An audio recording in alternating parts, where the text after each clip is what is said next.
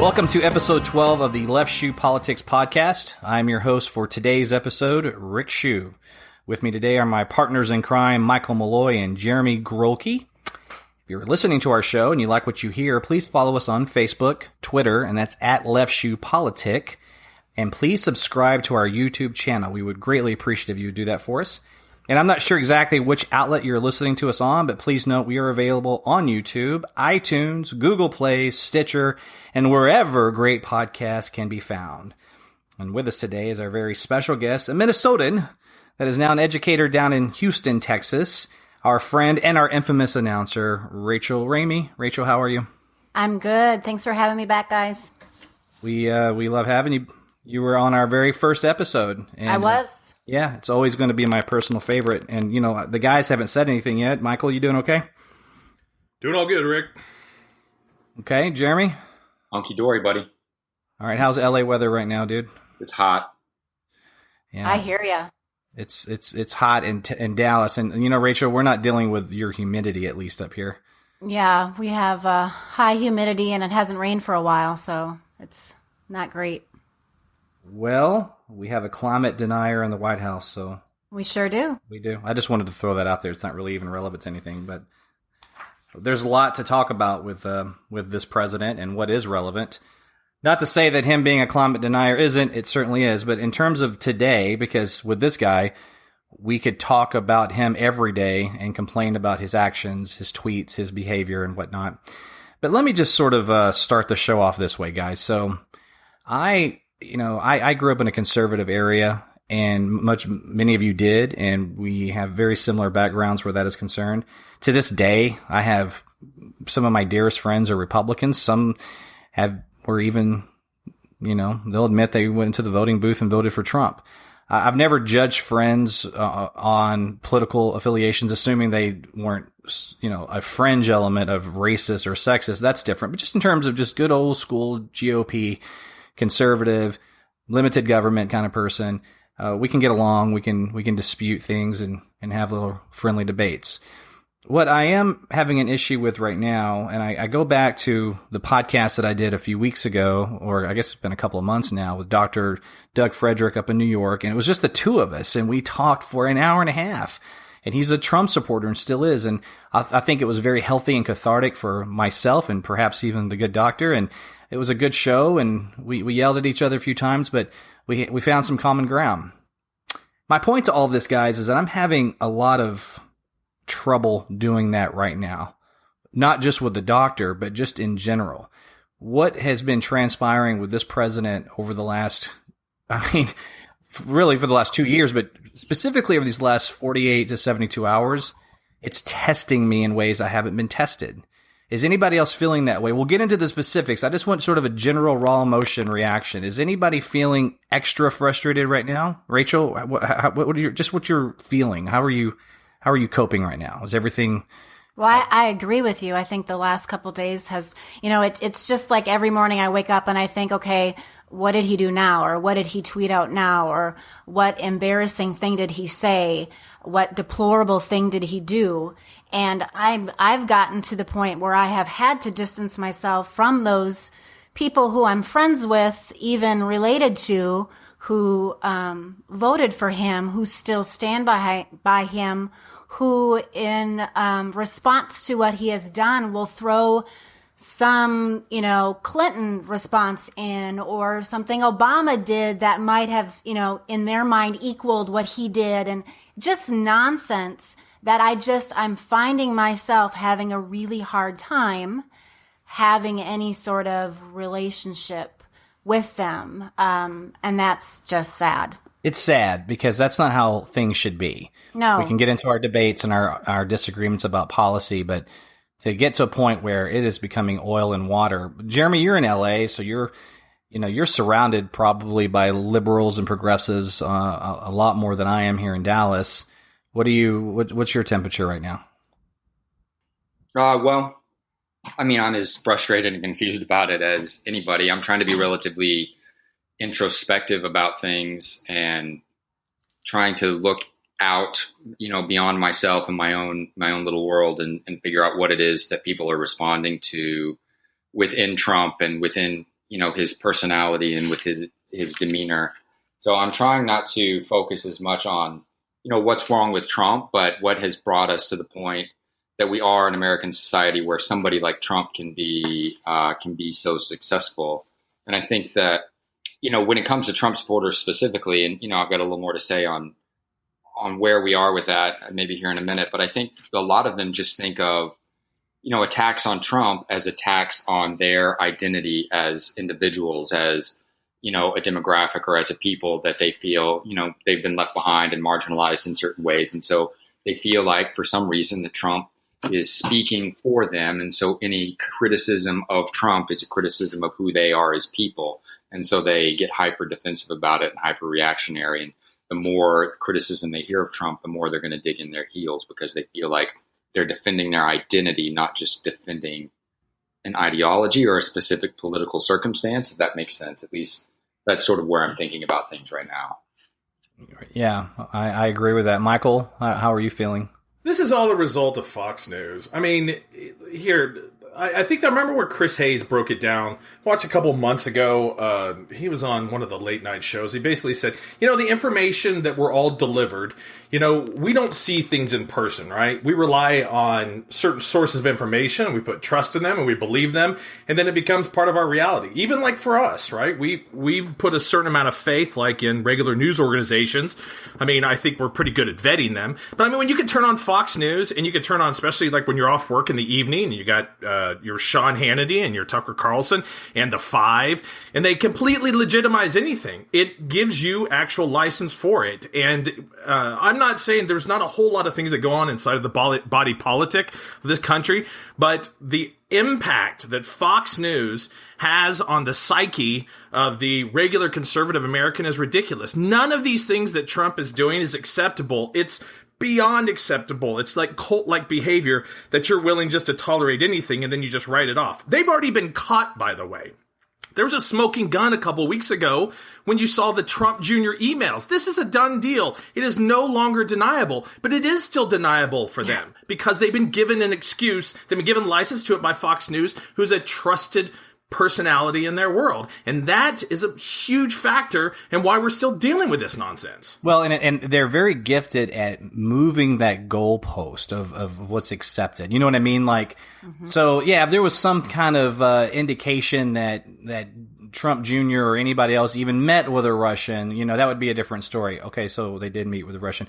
Well, it was one of those things where he was just looking out for his father's. Everybody does it. Come on. I mean, don't tell me everybody doesn't do it. No, not everybody does it. And then they are now going as far as saying, like Judge Janine, I think that's her name, is that collusion is actually not illegal. So now that's their new argument. Yeah, that's the new bar. I mean, how many times could they? There was no collusion. Okay, there was collusion. Collusion's normal and not illegal. Well, the flat truth is that they don't care, right? I mean, like they have to kind of pretend that they have some big concern for the country. They don't care because at the end of the day, I've said this before, I'll say it again. They have been consuming Fox News, this right-wing radio for so long. You know who's a bigger enemy than the Russians, than communism or anything else out there? It's liberals. Liberals are the enemy. And so therefore, even if he did do that, even if we have a smoking gun, him on a recorded line, it's not going to matter to a certain segment of those people because they have been led to believe that anything that's progressive or our sort of approach to economics or social issues is akin to ISIS or maybe worse. That's why they don't actually care. Yeah, I think that's partially true. And then anything that's a thumb in the eye of liberalism or progressivism, regardless of the circumstances or how outrageous it is therefore by default virtuous or acceptable. I think that's absolutely true. Well, and you mentioned a moment ago, Michael, that they could catch him on video and not care. And by the way, we know that to be very specifically true, do we not?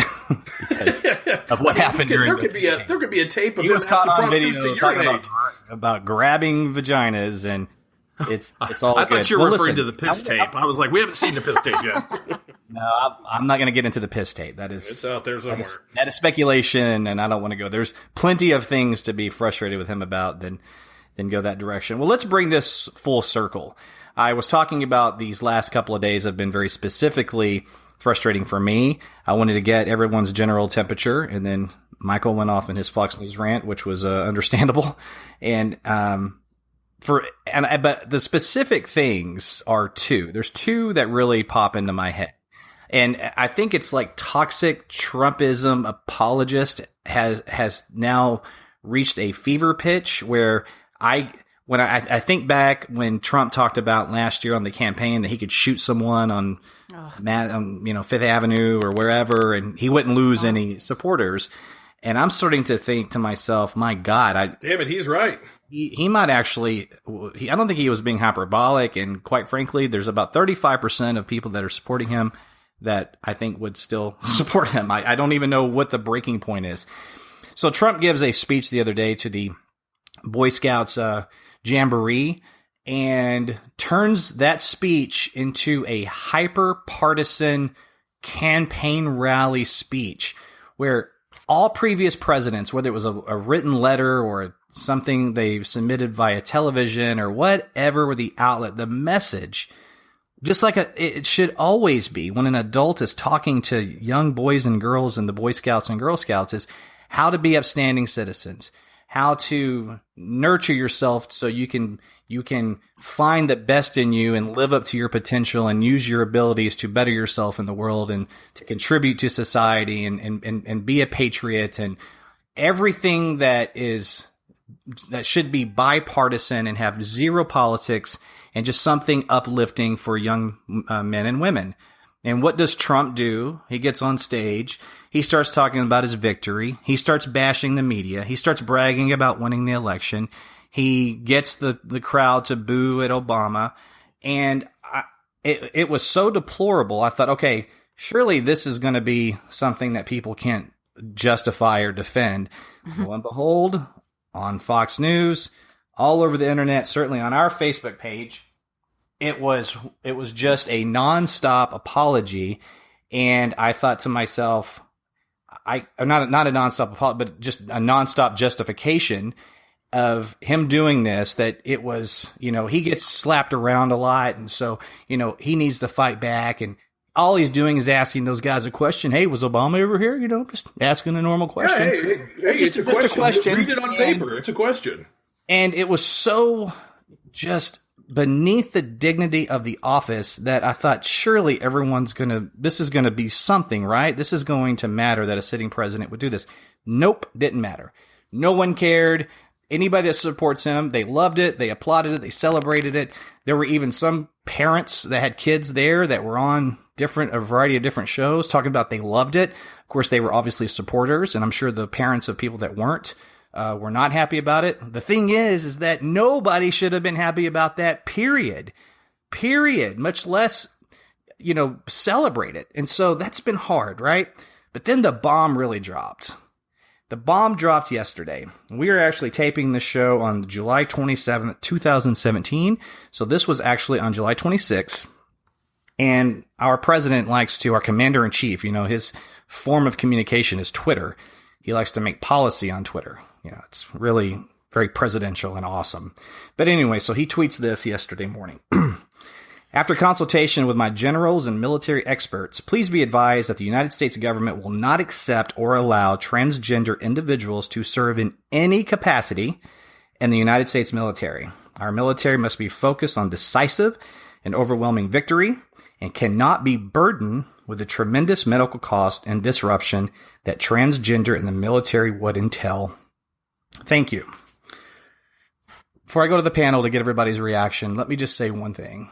We have right now roughly 15,000 transgender men and women serving in the military right now as we speak, putting their lives on the line today for us. Rachel, what are your thoughts on this? I mean, it's just completely embarrassing. First of all, that he tweeted that, and second of all, that people actually are behind it. And what he tweeted was a lie, that it's a financial issue. I was, watching the news this morning and then reading some articles about it, and the numbers aren't even there that he is talking about. The military spends more money literally on erectile dysfunction medicines and like 10 times. Viagra, 5 times more in Viagra for their military than they do on gender transition related medical treatment. I mean, the numbers are there. There was a study that was done last year by the RAND. I don't understand how people just can't take 5 minutes of investigating what he has said to see that it's not accurate. It's a lie, and it's embarrassing. Well, it's that they don't, just because even if the times that they're just forced to, it's just in their face, forced to admit it and they recognize it, it doesn't change their opinion of him. He can lie and lie and lie, and everything can be uncovered. It doesn't change. It's cult-like behavior. They just think like, oh, well, this is just him being under attack, and that's just his personality. It's a difficult thing to try to understand, but it is what it is. It is what it is. Jeremy, if you don't mind, you started to talk about the actual cost of things, and you made a great post on Left Shew Politics, our Facebook page yesterday. You mind going into that a little bit? You were talking about when Trump was talking about the cost of this, and then Rachel brought up Viagra. You started to say something about how disproportional that was. Yeah, well, I'm not exactly sure what I was saying a while ago, but yeah, I mean, the amount they spend on Viagra is something in the neighborhood of $84 million. And Rachel's right. The justification that it just costs too much it's like 0.001% of the entire military budget is what they would end up, even if it like doubled, is what they would end up spending on, transgender services or the continuing medical costs or whatever. So it's a totally a specious argument, but it's one that, they want to change the argument to that because it's easier to say that than, oh, we just don't like transgender people. So we don't feel comfortable with them serving in the military. So we're going to pretend it's about something else. There's a theory going around right now, and we'll get more into the infighting turmoil in this administration in a moment. But a lot of, he's throwing his attorney general, under Jeff Sessions under the bus right now. I mean, every day he's just savage, right? Yeah. And there's some people that are saying that, well, there's the conservative wing of the party. There are voters, and there's certainly outlets, AM radio and everything, that this is kind of a breaking point for them. They're not happy with Trump going after Jeff Sessions. And why would they be? He's a far right wing fringe, AG dream come true. But right now he's going after him. Is this right now, this whole transgender thing, is this him throwing a bone to that conservative base because to offset what he's doing to Jeff Sessions? You think there's anything to that? I think it's just a distraction. It's distracting from how poorly healthcare is going in the Senate, and it's a distraction from the Russia stuff, and it's a distraction from, his treatment of Jeff. I think it's a distraction from everything. I mean, just like anything else that he tweets, he's just putting something out there. And I mean, he tweeted it. He didn't tweet it from the POTUS account, right? He tweeted it from his own account. And does that even count as an official presidential proclamation? Because if it does, then we're going to have to go back and look at a lot of his other tweets and see what the ramifications of those tweets are. So, I mean, he said in the tweets, after discussing with my generals or whatever, but then the generals were like, we had no idea this was coming. So it's not like that was actually true either. He's just throwing stuff out there to create red meat for the media so that they focus on that instead of the other things that he doesn't want them to focus on. And he knows this is something that his base is going to rally around. No, I wish I could cite it right now. So I read it earlier. I think it was in Politico. They had even a clear definition of what it was. I would perceive also that this would just be red meat distraction, and that's what I thought right at first. But what they said was this was inside of the bill. They were trying to get the surgery removed for soldiers to be able to have the sex reassignment, right? Sexual reassignment surgery. So they dispatch that over to Trump, and he gets a hold of it, and he instantly he tweets, and he turns it into this massive thing where it's, instead of like that being the issue, it's like no more transgender people in the military, period. And like they're like, no, wait, that's not what we wanted you to do. And they likened it to like asking him to light a candle on a table to lighting the whole table on fire. Because at the end of the day, he's just too stupid. He just gets something, he tweets it out there. He's a nut, right? And I'm not being hyperbolic. He's stupid, and he's a little crazy. He's a Fox News watching person who happens to be president of the United States. Well, and let's kind of build on this story a little bit because it took an interesting twist today. And by the way, I agree with you. I think he's a Fox News like comment thread fringe come to life.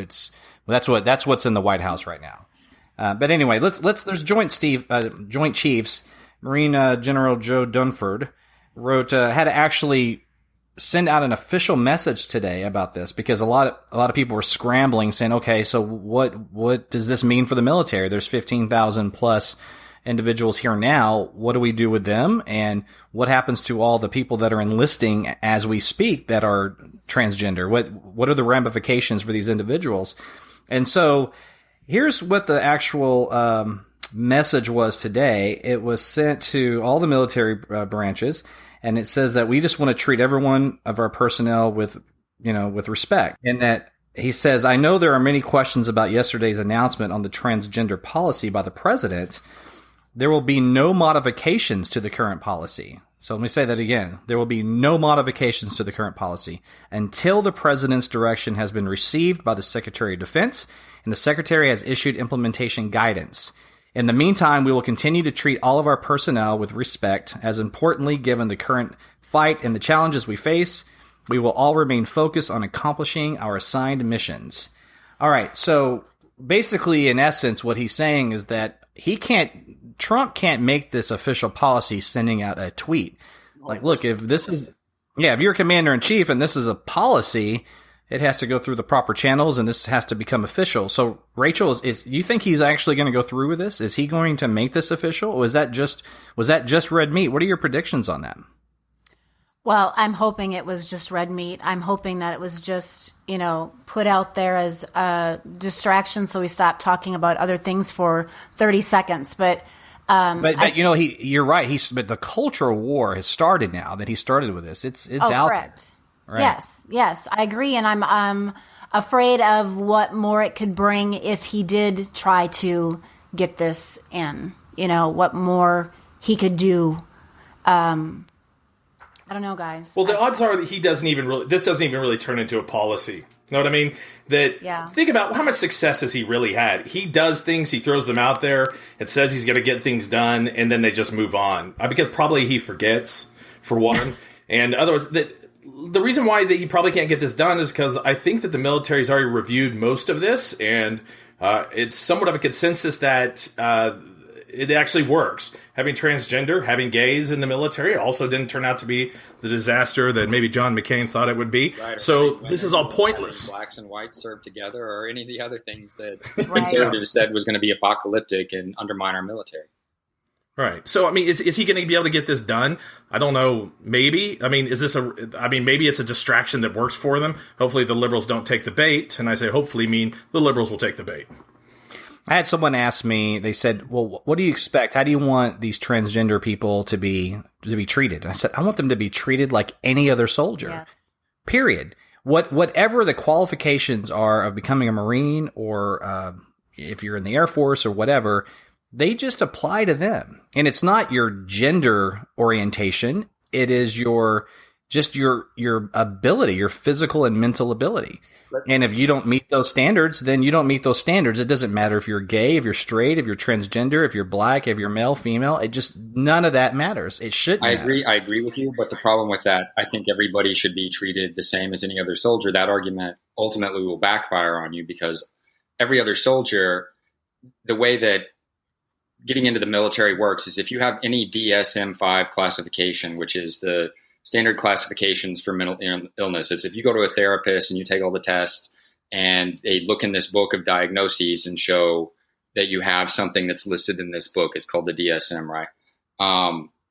That is an automatic disqualifier. And sexual identity dysphoria is in the DSM, so it's an automatic disqualifier. Another automatic disqualifier, or not necessarily automatic disqualifier, but potential disqualifier, is needing to be on long-term meds. And if you are transgender, then you either have one or both of sexual identity dysphoria and or a need for long-term meds. And so what they would say, if you want everybody to be treated equally, is that those things are disqualifying for a person who's transgender, just like they would be disqualifying a person who has anxiety or a person who needs long-term meds to manage any other condition. So the idea that everybody should just be treated equally is not really how equality happens, because people are different and need different things. It's an argument that was used against women coming into the military. Oh, well, we can't do it because we have to treat them differently. But yes, you do have to treat them differently because they are different. The idea that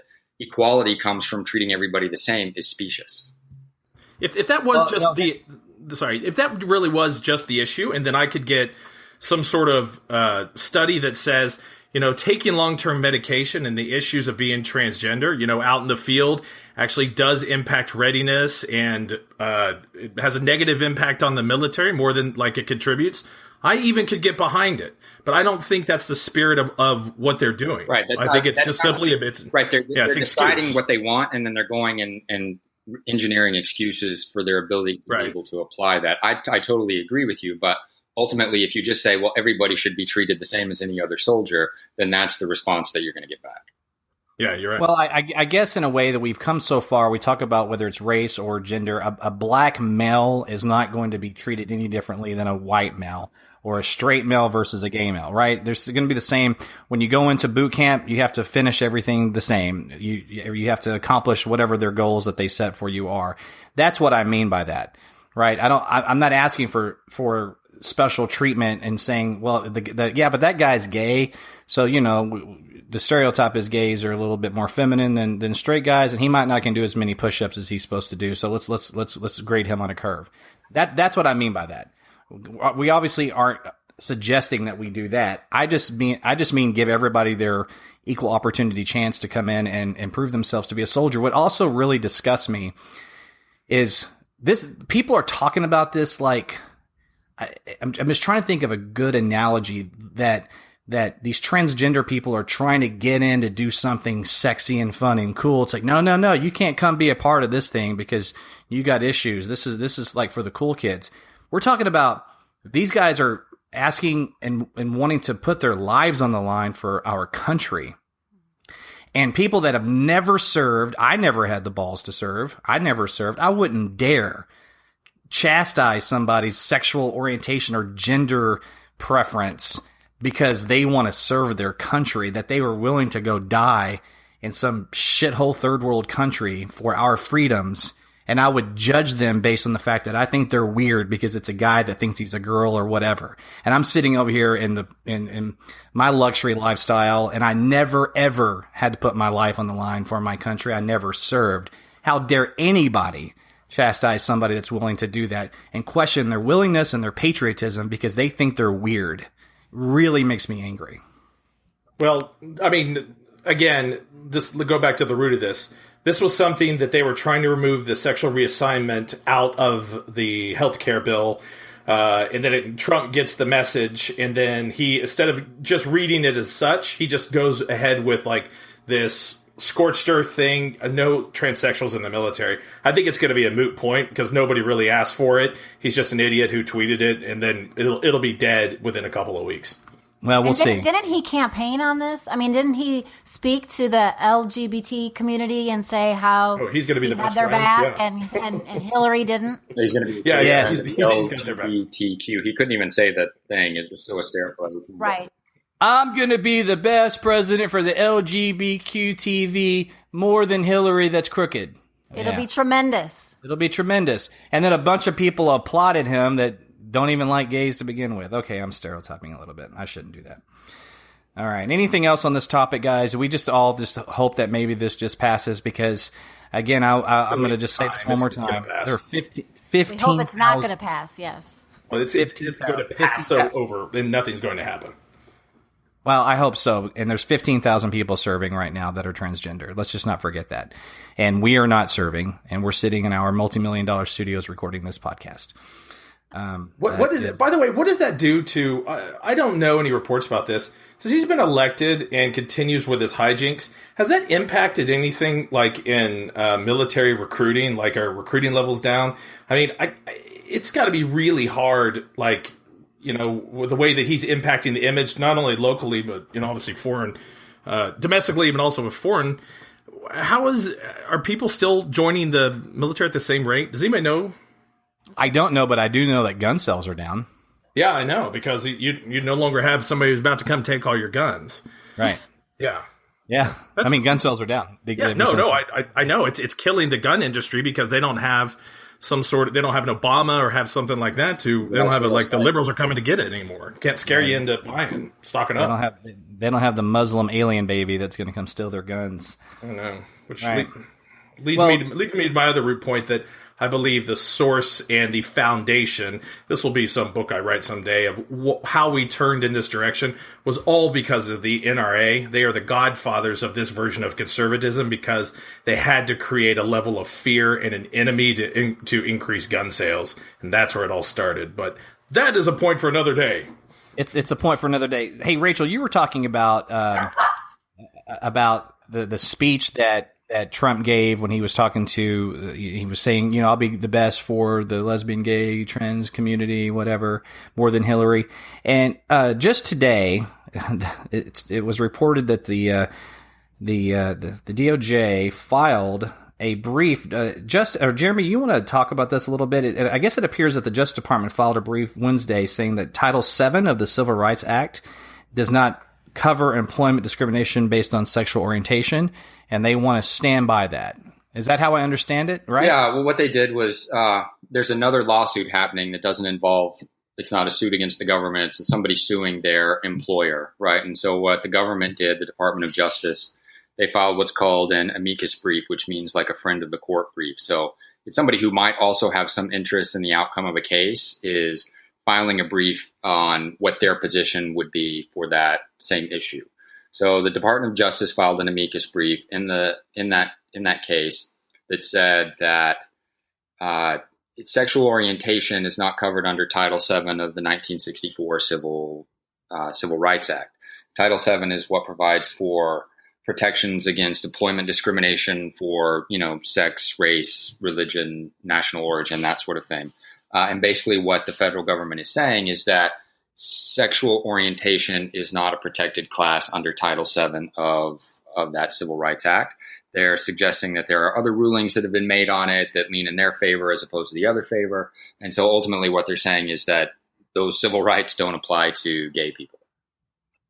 Well, and just to be fair here, it appears that the Obama administration never really went all the way towards like unequivocally affirmative support of this being covered, but they weren't pushing against it, and obviously were vocal about gay rights, but it was never really an implementation.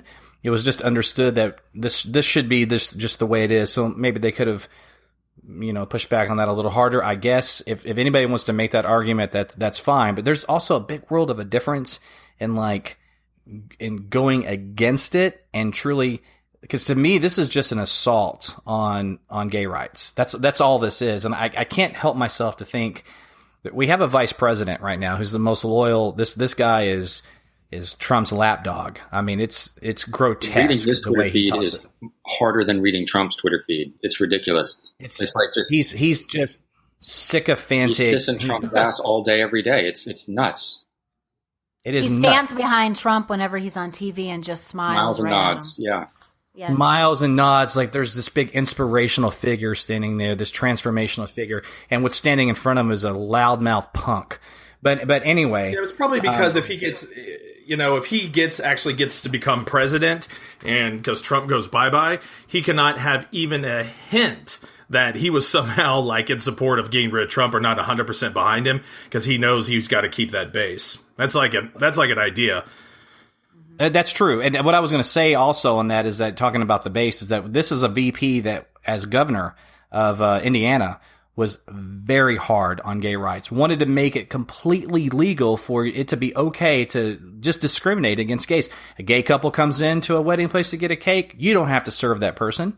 You don't have to do anything. If it goes against your quote unquote religious beliefs, which all that ever means in right-wing translation is Christian beliefs. It doesn't mean religious beliefs. It is Christian beliefs. Give me license to discriminate. Yeah, I choose what God said, and so therefore I can break the law. Absolutely. Right, as evidenced by the fact that the new ambassador for religious freedom nominee is Sam Brownback from Kansas, the evolution denying evangelical Christian governor, who's ruined that state, by the way, and now wants to have a federal appointment. And all these guys are against gay rights, against gay marriage, and against gays getting cakes. All right, so the ACLU released a statement on this today, and they called it a gratuitous and extraordinary attack on LGBT people's civil rights. Fortunately, courts will decide whether the Civil Rights Act protects LGBT people, not an attorney general and a White House that are hell-bent on playing politics with people's lives.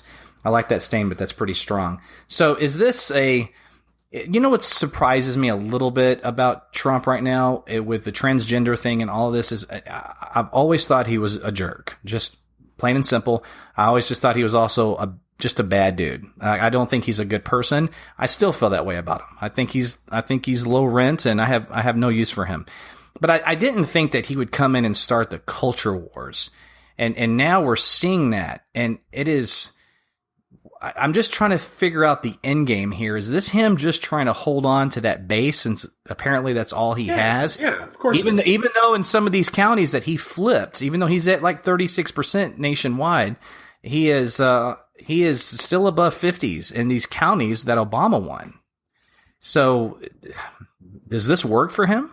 Anybody want to just jump in on that? I think so. I think that that's what he's trying to do. That's his end game. It's all about winning and answering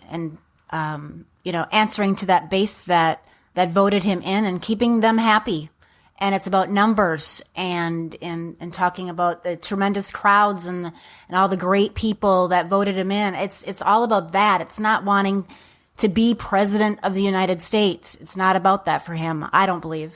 Well, it's about being president of those 36% people. Yes. Well, he's playing a short game because he's a checkers player. He's not a chess player. It works for him. What he just simply does is he has a simple idea like posed to him. Look, you got your back against the wall. You might have issues with losing more support, and the strongest base that you have, and they're really easy to keep on your side. All you have to do is give them a couple of cultural war wins, and they'll stick by you regardless of what you do. Mm-hmm. And, it's a move, and somebody's kind of feeding that in his ear, and that is the actual president of the United States, Mr. Bannon. Yeah, President Bannon. Joe Scarborough likes to tweet that. Well, I mean, I think he's obviously playing to his base to a certain regard, but I think it's important to remember about his base that they don't support Trump because they're stupid, right? They support him because they're angry. And when you're angry, you tend to think that and think that you're finally winning, right? You tend to mock those who seem disturbed by your anger as just being, sore losers. And these are people who feel like they've been told for decades that they're wrong, that they're antiquated, that their ideas are dying, that they're dying out, and they feel like they've been marginalized, and now they're lashing out, and Trump is the embodiment of that anger. And so what he's doing is he's playing to that anger, and he's playing on their human nature. And it doesn't have to be a long game, because when you're angry, you lash out in reactionary ways. You don't necessarily make hyper rational choices. You just look for something that seems to be a visceral validation of that anger and moving in the direction that you think you're supposed to. But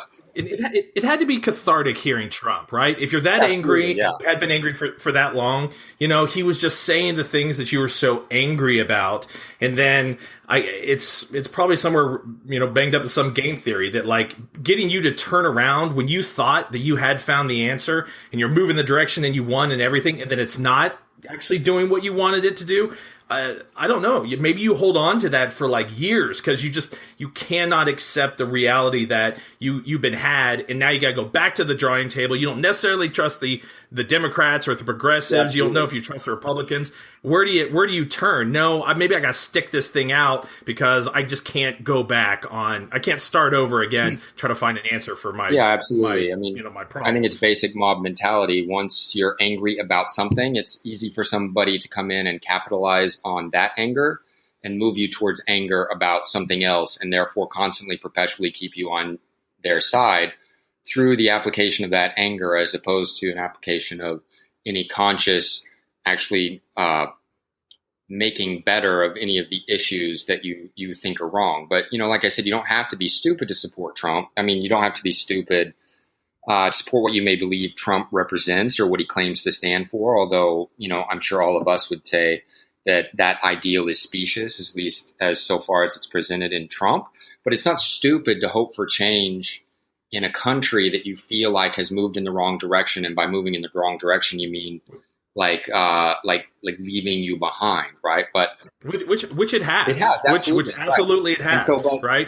That anger, it creates an anger, and that anger shuts off certain rational centers of your brain, and then that in turn creates an intellectual failing where you're not able to separate the idea for the hope, for the ideal of change that you're looking for from the circumstances and the reality of the person presenting it or claiming to embody it, right? So if your hope for the idea is so great that you're willing to accept anyone who speaks it, and then in turn it irrationally makes you defend that person against all criticism, that's ultimately what makes those populations vulnerable. And you can look at it in the population that ultimately supports Trump, is that 90% of the things that he says he wants to do ultimately hurt the demographic who most supports him.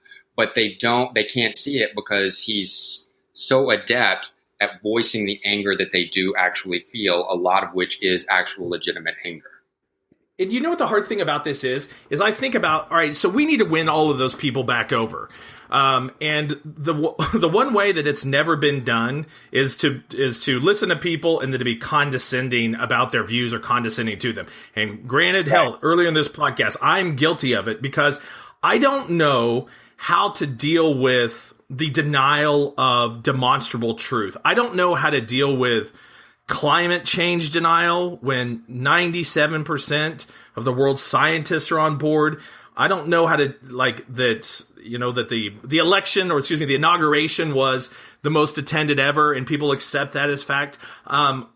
I want to have like this open mind and like, yeah, you're right, man. Let's have a dialogue about it. But maybe that's just something built in. They put these things out there, people to adopt, because I can't connect with you if you're going to argue something so absurd that's right in your face, and then we're just saying, no, I'm not wrong, you're wrong. No, you're wrong. I don't know where to go from there. And that's exactly what I was talking about in my little opening monologue about this episode, is that's where I'm at personally, is that I have always had a gift and ability, despite the yelling and the shit talking that we can do on social media.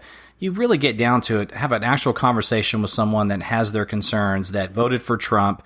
And, I'll say it again. I sat with the doctor for an hour and a half on a podcast talking to him about why he supported Trump, and it was great. Now, though, just like you're talking about, Michael, climate change denying, that's been something I've had to just learn to try to accept with people, because it's a conspiracy in their head, and you just can't get that out of their head. That's going to hopefully just take time. But when you have things like the Boy Scout speech and people defend that, like I don't want to understand you defending that. That's unacceptable. That's an unacceptable thing for you to defend. It's an unacceptable thing for you to defend the transgender military ban. All of these things are just unacceptable. And so I don't want to understand someone that thinks that way. I don't want to understand someone who hates Mexicans and thinks they're all rapists coming from Mexico. I don't want to understand someone that wants to ban Muslims from coming into the country. I'm kind of over trying to, I want to understand someone that has a difference in my opinion on healthcare, yeah, or taxes, or maybe even a few social issues here or there. I want to sit down and try to find common ground. I don't want to find common ground. I could even have a conversation about racism, by the way. I could have that, right? If you feel that way about somebody, or sexism or something like that, I think those things are great if you can put it all out there on the table. Hey, you believe that? This is why I believe this. I've considered these things, and let's find some common ground. Even I can have that conversation. But if you're just denying about things, racism and sexism, I think the best thing. So if someone says I don't like black people, you say, well, really, let's have a discussion about that. I like black people. I mean, I'm not saying like, hey, I'm not all excited to talk to somebody like that because he's got some problems. But even still, you talk to people that are anti-Semites, right? that they have some level of belief about it, and there's maybe some sort of like facts and things that they believe about the world that don't get challenged just because it's left on the surface. I can have a conversation. I can have a conversation about facts, and then we might not be able to come together. But if you can't just you can't agree with me about something that you saw with your own eyes or on television, or that Donald Trump Jr. agreed to have a meeting with somebody that said they were representing the Russian government with dirt on Hillary Clinton and that wasn't collusion. I don't know where to meet you because you're not on the same level with me. That's my problem. Okay, interesting. I have a hard time with a lot of that.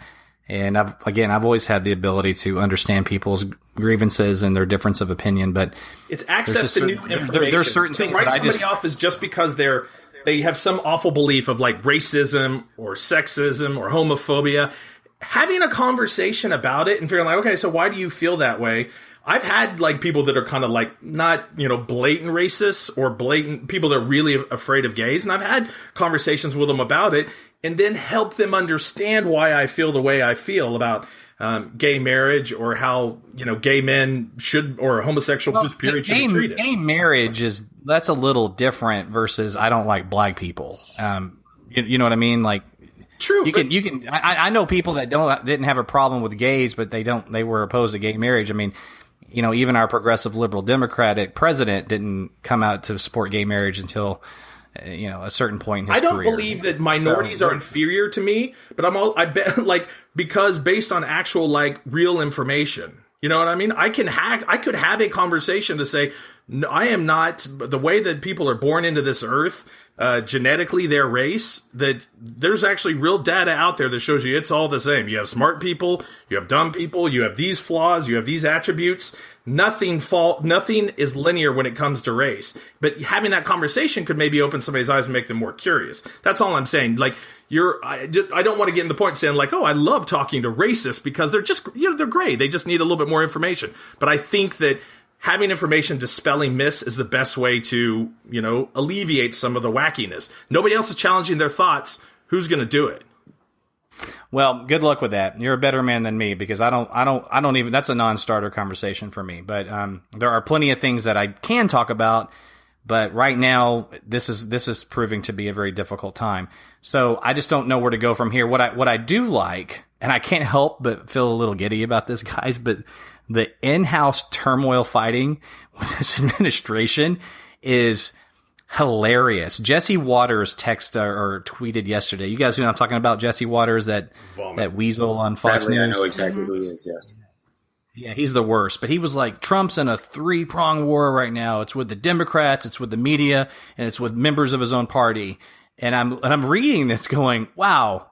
And I respond like, what is the common ground in all those things? The common denominator is what again? You're saying that Trump he's at war with the media, with his own party, and with the Democrats, and he's going to be the victor. And I'm just like, so it's all. I mean, is that how sycophantic people are about this guy? I mean, he's right now. We can talk about James Comey all day long because at least there's a conversation to be had with that in terms of the way he handled the election last year. He wasn't a Trump appointee. But obviously he wanted to get rid of him because of the Russian scandal, but be that as it may. But right now, what he's doing to his attorney general every single day is remarkable. I mean, this guy, Jeff Sessions, was the first sitting senator to really come out and support Trump last year or 2015, whenever it was. He has been so loyal to him. And now that this Russia thing is heating up, and it's getting very close to his family, he is now trying to push him out the door, and he is smack-talking him every single day. For a man that demands loyalty, too. I mean, how does anyone stay loyal to this buffoon? How could you? Rachel, have you seen some of these tweets and everything and things he's saying about Sessions? I mean, it's every day. I have, and I'm not a fan of Sessions, but it's ridiculous. We haven't even said the word yet, but he's a bully. Trump is a bully, and he's doing it to Sessions. He's also, by the way, doing it to the senators in Alaska. So yes, coming out because they voted against the healthcare bill, and now he's attacking them on Twitter. Right. Yeah, his tweet on Wednesday was, Senator Murkowski of the great state of Alaska really let the Republicans in our country down yesterday. Too bad.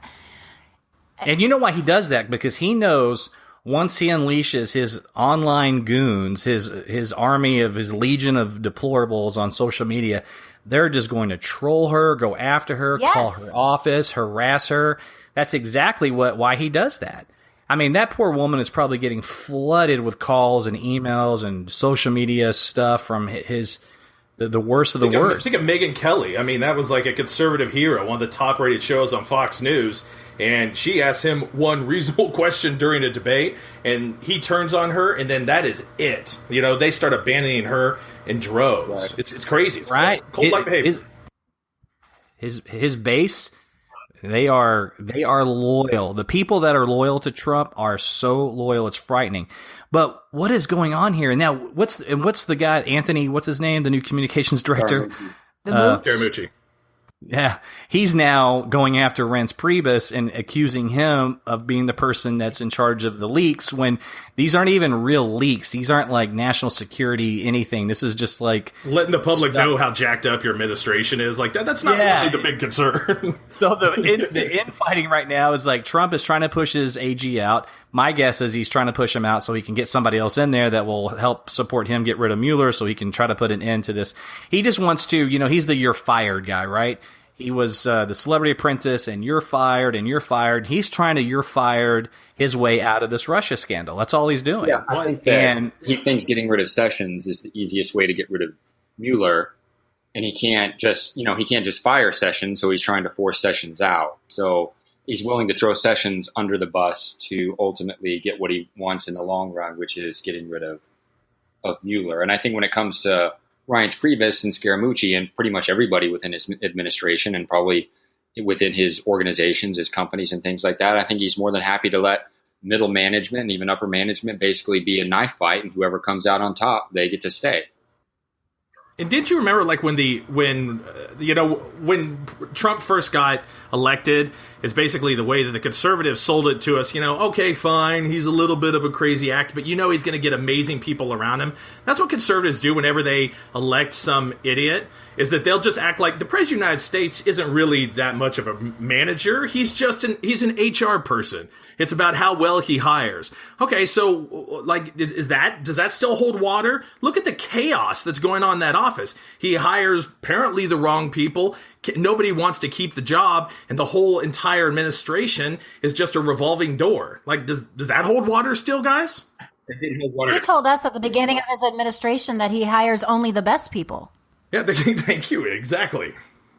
He hires only the best people, except he's wanting to fire and get rid of everybody. Who in the world would want to work for this man? Like, what? He has no loyalty whatsoever to anyone. Nobody. And you can't keep up with him. You say one thing, he's going to contradict you on a tweet or at a press conference or whatever 3 hours later. He is if you have your loyalty to him and you do anything out of step, he's going to turn his back and just throw you to the dogs. I don't get it. I don't understand what the motive is for some of these people, because it doesn't seem to be a very wise career step. In the White House, it's actually probably not happening. I mean, out in the field amongst the people, I don't understand the loyalty, but I mean, all these leaks are not coming from deep state. These are all coming from his people that are trying to shape him or trying to get him taken care of because they're so freaked out by his behavior. Jeremy, do you think he's going to get rid of Sessions ultimately? I don't think he's going to fire him, but I think he's going to do everything he can to force him out. Yeah. Rachel, what do you think do you think Mueller will stay on this case? I mean, it kind of ties into what I just asked Jeremy, but ultimately Mueller, it's Mueller, but okay, sorry. Mueller, sorry. Well, you said a Ken earlier when it's a Ken, right? I mean, we all have our. It is a Ken. I'm in Texas. Jeremy said while ago. I almost interrupted it, and it was funny because he speaks very Californian now, but that one Texas thing came out. Anyway, go on about your question. But anyway, but Lindsey Graham had a very interesting. You're getting into my prediction, Rick. Oh, is that your prediction? Yeah. Well, Lindsey Graham had a very interesting response. He was saying, listen, if Trump goes down this road to get rid of Mueller and Sessions, I'm telling you, this will be the beginning of the end for this presidency. And to me, that's saying, you go there, buddy. We're talking about impeachment, and I'll be leading that charge. That's pretty bold. And I just don't know. I don't know. I have no idea where this is going to go. No clue. I mean, Jeff Sessions could be there 3 months from now, and they could pretend like it's water under the bridge. He could be gone, and it makes my head spin trying to figure out what the hell is going to happen next with this administration. But I will say this, I am kind of loving the drama. I can't help it, because it's a colossal shit show. And I just want to look around to everybody that voted third party or thought that, Hillary and Trump were just one and the same. And I just hope they all learn their lesson that elections have true consequences, especially if they have a transgender loved one serving overseas or whatever. And maybe in 2020, we'll have a different outcome, assuming the Democrats can put up anybody that might inspire a few people for them to vote. Well, even in 2018 with the elections. Midterms always make me nervous with period, just because liberals don't vote in midterms. I mean, there's been some historic moments where we've overcome that, but just generally speaking, because we rely so much. Own the House in the next midterm if it wasn't for all the gerrymandering. I don't know. I mean, I think that's true. The gerrymandering is a real issue. That's real voter fraud. But young minorities, and young people, they just, unfortunately, they don't get out and vote during the midterms. They'll show up for a presidential election, but they just don't vote in the midterms. I more blame that on the Democratic Party and the establishment of abandoning middle America, causing this scenario where. And, people don't even run. A lot of people don't even get challenged because they feel that if I have no support from the party, it's really just hopeless. And so that's another reason why people don't go to the polls. If you think like, hey, all right, fine, I'll maybe go do the obligatory vote for the Democrat that has no chance, that has a direct impact. And that is why we need a 50-state strategy like with the Democrats. Got to re-engage middle America. Yeah, I mean, I don't disagree with you on that whatsoever. I mean, and that's why I'm looking around even now thinking, someone's going to be announcing a run, maybe even as early as next year. And I look around and say, there's no Obama anywhere. We don't have that figure. We have Kennedy, and he's great. My thing is that in this, Trump is a change candidate. Is another Kennedy going to be is that going to supersede? I don't know. Part of me wants Joe Biden to run, and then there's times that I agree with Jeremy on it that's not an agent of change, that wouldn't work either. I just don't know. And this is actually a good time to segue into our closing segment of the show, because we are right at an hour. But does anybody want to just add anything else before I get to our final segment? Anything we've discussed? Cricket. Anybody feel better? Anybody feel better right now than they did from the beginning of the show? No, we have to go back to our lives, and it's still like a reality. As much as we think we're watching a telenovela, this is like real stuff happening right now. Well, talking to you guys makes me feel better. Right. That's what I needed the show for. And I want to have more conservatives on the show, and we will. I want to have good, healthy debates and whatnot, but no way I could do that today. I couldn't talk to a Trump apologist today.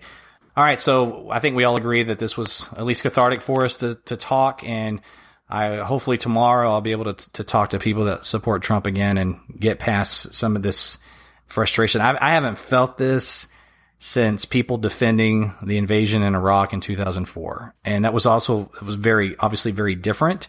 But that feeling of just emptiness is the same, where I just don't understand you. I don't understand how you can support this. And in this case, it's this man. It's everything about the character of this individual. With Bush, it was about a dumb decision to go to war. This is about a person, and everything about this person, I think, is a bad deal. So anyway, we always like to end our show with our famous predictions, and so I hope we didn't step on anybody's toes, because we were kind of doing some predictions throughout the show. So, Rachel, you wanted to start with you. Since you're our guest, what is your prediction, Rachel? I'm going to take Senator Graham at his word when he said that if Jeff Sessions is fired, there will be holy hell to pay. My prediction is that Trump will fire Sessions, and Pence will end up finishing Trump's term as president. And I hope he does, because he'll be easier to beat in a general election in 2020. Jeremy, predictions. I'm done trying to figure out exactly what's going to happen next. The only thing I can say for certain is that Trump is going to tweet something ridiculous later today. I think your prediction will come true. Michael Malloy, prediction. Mike Pence is not going to be the next president of the United States because the investigation is going to have things on him once it's finally revealed. Paul Ryan, the Speaker of the House, will be the next president of the United States. God help us all again. And when do you think that'll happen? I believe, okay, I mean, I don't know. I keep making these predictions. Before February 2018? I don't know. Okay. I mean, like, the investigations continue. Now that the investigation's hitting his finances, that's where I always thought the real meat and potatoes was going to come from, because he's done too many scandalous things, right? So that's why I think, like, now we're going into high gear, so I'll give myself the limit of February to answer your question. So my prediction is that Justice League is going to suck and that The Last Jedi is going to be epic. Bye-bye. Thanks for listening to this episode of our Left Shew Politics podcast. You can find us on Twitter at Left Shew Politic. Follow the Facebook page at facebook.com/Left Shew Politics and the LSP website, leftshewpolitics.com. Search for our channel on YouTube, Stitcher, and Google Play.